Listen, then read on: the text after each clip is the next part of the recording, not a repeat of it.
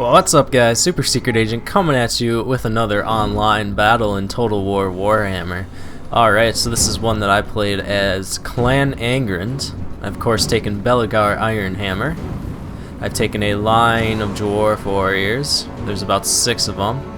And to support those Dwarf Warriors, I've taken 2 Runesmiths. One of them is Throny Ironbrow, the Ethereal Runesmith. I also brought the Grumbling Guard and a Standard Longbeard with great weapons to support my Dwarf Warriors and keep them in the fight longer, which, along with my 3 hero units, will do nicely. I also brought the Dragonback Slayers for rear support, and I brought a couple of artillery units as well. So I have the Bolt Thrower, and I also have the Goblobber. Also, I brought a couple of Rangers here. What I like about Rangers is something I found out in actually one of the past online battles I posted, is that since they have that stock ability, you can kind of lure Lords in, and they'll think that, you know, you don't have any skirmishers, and you'll be able to kind of get the jump on them, and that works for their units as well. As you can see, the Goblobber really doing a number on these greatswords. If it does enough damage, it can pay for itself right there, since it's only 800 gold.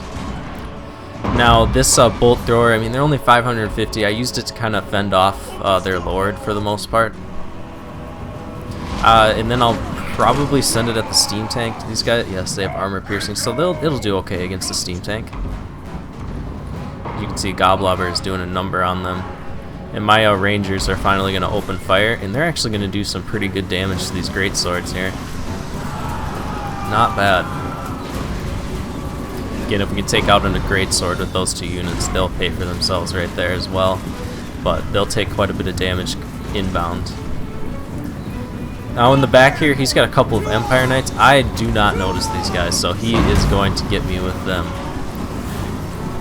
He's going to send in a shot from his Light Wizard. Now what he should have done with Shem's Burning Gaze is he should be using it on Throny Ironbrow, because his units, they're not going to be able to do much damage to him at all, because he's ethereal. So that made me very glad that I brought him, and almost made me wish I brought an ethereal Thane or 2 as well. Alright, Karl Franz is going to dive down into these Rangers. Unfortunately for him, I have the Dragonback Slayers nearby, and they're going to pounce on him right away and start doing some pretty good damage against him. Over here, he has these crossbows. I'm just going to have to ignore him at this point, because my Rangers are almost pretty much destroyed at this point, and then the Empire Knights are going to come in from behind and get a good charge on my artillery and stuff, and it's not until right now that I actually notice them. So that's unfortunate.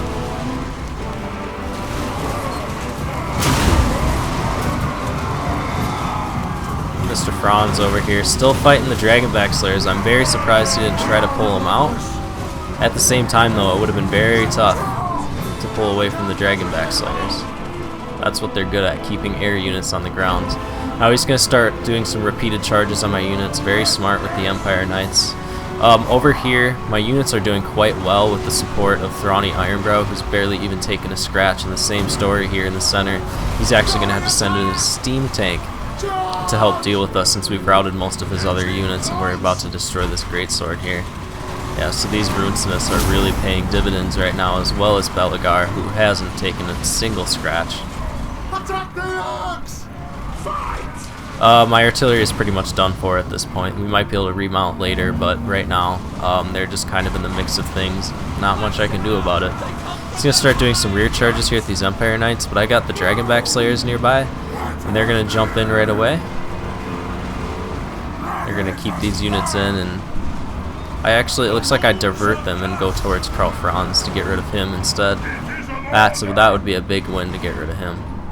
Over here I got some Rangers that I should be reactivating and starting to do some fire. I'm going to try and get these Empire Knights to stick into combat with me. They won't do as well since we have the Rune of Negation and whatnot going on.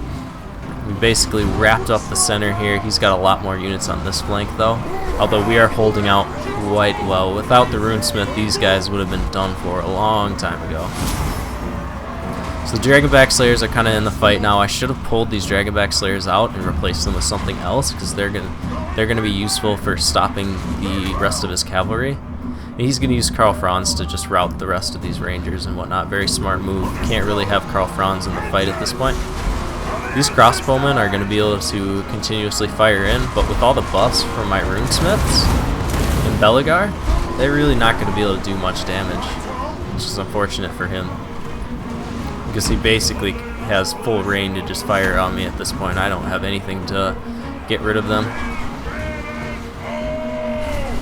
Let's use some close-ups of the steam tank here.